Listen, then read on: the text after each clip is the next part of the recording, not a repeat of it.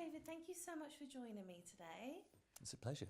So do tell me about your role. What does it entail? Well, I've got some key objectives that I'm trying to achieve every year for the Society. I suppose the main one is getting young people who leave education or who are going on to set up homes and families, that they know the 5 welfare needs. Okay. And the welfare needs are part of the Animal Welfare Act, which came in 2006. And it's surprising few people actually know what those 5 needs are. Would you like me to talk about them? Yes, do tell. Well, as I say, the first one is probably the most obvious, and it's all about food and water. Yes. But it's surprising, our inspectors, when they go out to homes, often find that there isn't clean, fresh water available 24 hours a day.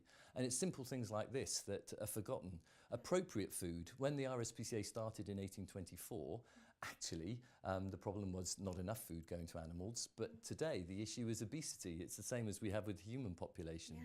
So getting young people to understand exactly what the correct food is and the right amounts, and not giving too many tidbits, is an important message. And do you think the obesity is coming from people being so busy, just leaving loads of food out because they're working all day, or like you said, those little bits and bobs? Yeah. Why is it so common now? Yeah, it's surprising, isn't it? I guess people don't think. I think you're right, they're very busy. Yeah. And also they overlove their animals. That can be another thing. They actually don't think what it needs to be a healthy and happy animal. You see so many dogs that don't just get enough walks, and even if they do go out for walks, they can't enjoy them. Yeah. So it's important to think about the right foods. Example is rabbits. Everybody thinks that rabbits like carrots. Well, they do, but they turn the sugar into something that makes them fat, and it's not good for them.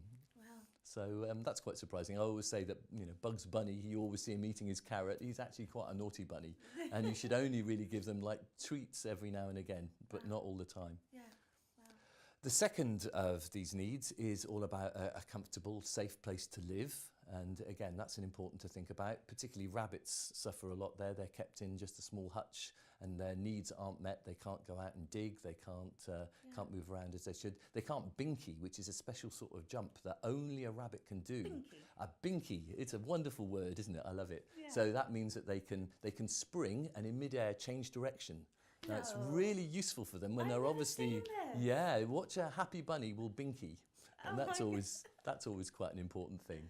So there's an example. The third thing is quite obvious, that they need regular checkups at the vet. Yes. And they need their right inoculations. And it's important that owners think about the costs that are involved in this. Vets are expensive these days. So having pet insurance is part of our message to be a responsible pet owner.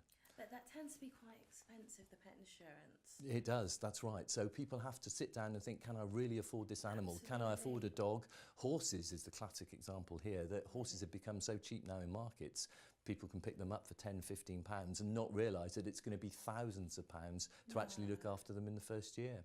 Really? Particularly ponies, yeah. So we get a lot of people who are keeping small horses in their backyards, back gardens really, and not providing for their needs. That's ridiculous. I'm completely shocked by that. It's an issue for the RSPCA for sure, and for the other welfare charities that work with equines as well.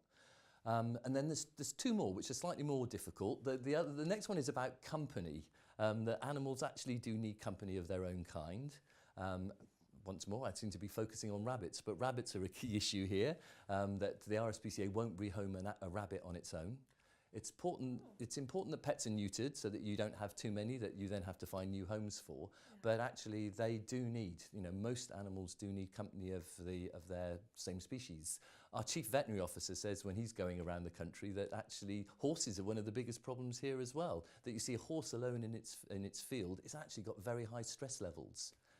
Really? Again, if you think when they're in the wild, they live in herds. They used to go around in herds. But a horse on its own feels, I'm the target. Any predator out there is going to be coming for me.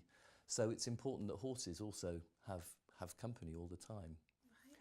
How do we convey that to maybe a family who's watching at home who wants to purchase a horse or a rabbit? We're going to say always pairs. Always, yes, that's right. Certainly, I mean, for horses, it's important to keep them, at stables where there are other horses there that they can interact with. It's often been felt that horses and donkeys get on very well together. Yeah. But it's quite interesting, the RSPCA at the moment doesn't feel that it's a good idea to keep rabbits and guinea pigs together, for example. They have different needs, different foods. I always thought they were Yeah, together. that's right. That's right. Some people do, and there have been examples of it, but actually, because of the different needs and the different sort of lifestyles that they have, it's probably best to keep guinea pigs together and rabbits separately. So that's another message we're taking out to schools and to young people. And then the last one is about natural behaviour. And here I tend to talk about dogs again, because a dog just kept in a small yard or on a balcony is not having a happy and healthy life. So it's important that they're able to express the normal behaviour that they'd have when they were out in the wilds. Yeah. So those are the 5 welfare needs, and that's the messages we're trying to get out to schools. Very fair messages. Yeah, absolutely.